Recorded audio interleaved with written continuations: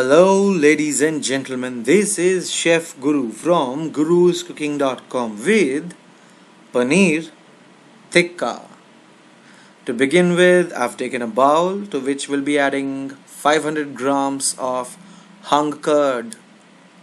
As you can see, this curd has been hung and stored in a cheese or muslin cloth so that all the water content of this curd is dropped and strained.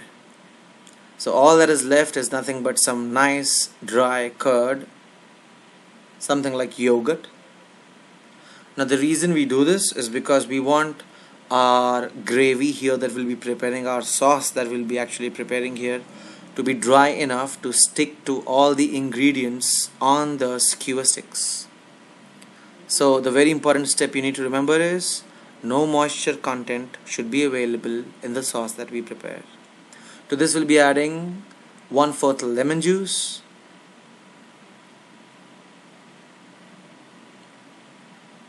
one teaspoon of ginger garlic paste,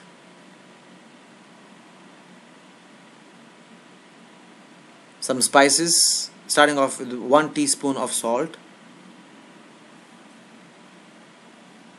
1 teaspoon of red chili powder. I'm using Kashmiri red chili powder because that gives you a really nice good red color. 1 teaspoon of coriander powder. And a very important ingredient, half a teaspoon of cinnamon powder. Followed by a little red color, not much, just a little. I know it's not healthy enough, but we have to add that red indulging color to this recipe, so there is no choice. If you would like to use something more natural, please prefer the roots of Ratanjot, the plant that most people use in Indian cooking.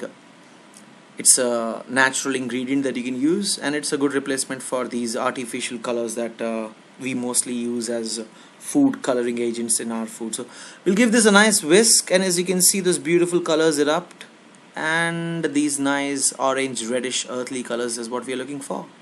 To this we'll be adding 500 grams of paneer cubes. You can see I have diced these paneer cubes nicely into some thin slices.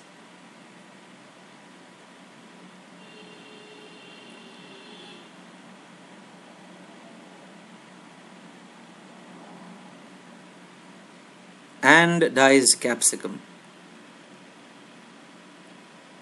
followed by diced onions and diced and de-seeded tomatoes. Please make sure there are no seeds and no moisture content in the tomatoes, because if you remember, we said that the moisture will spoil the whole cult. We do not want that. Make sure your hands are sanitized and mix everything really nice and good. Once you mix this pretty well, it'll look something like this. And then if you wish, you may refrigerate this for 30 minutes to the maximum, so that the marination indulges pretty well with the paneer cubes and the veggies. Until then, what we'll do is we'll prepare our skewers. Now just before you add the veggies to the skewers, make sure you dip the skewers in water. That is what I'm doing right now, for not a long time, just for 10 seconds.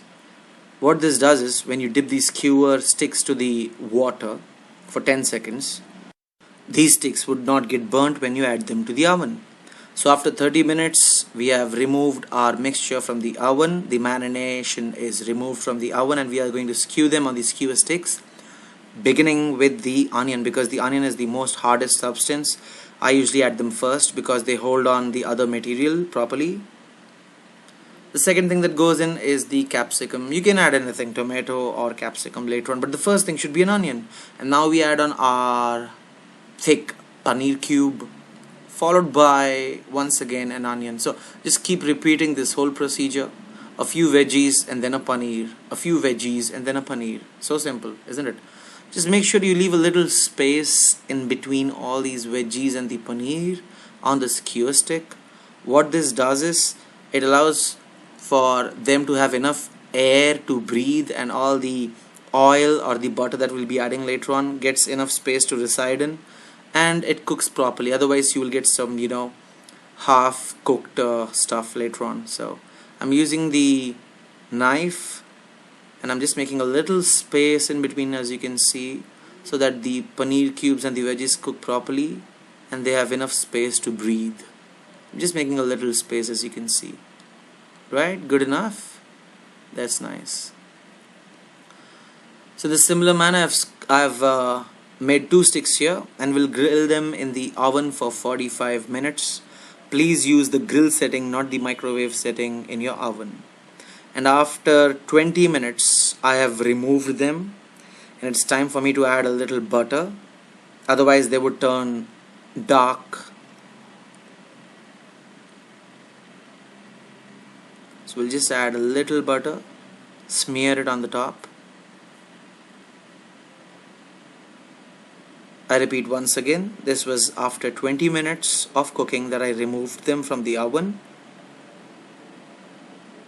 And you have to cook them once again by applying some butter. So now we'll put them back into the oven and cook for the rest of the time. So the total time is 45 minutes.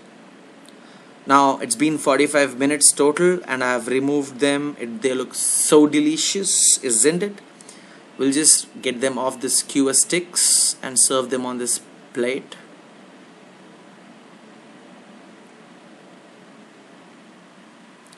Please make sure while cooking, if you wish, you may just adjust the skewer sticks by rotating them manually with your hands so that the paneer is cooked evenly. And I did that a couple of times when I was cooking.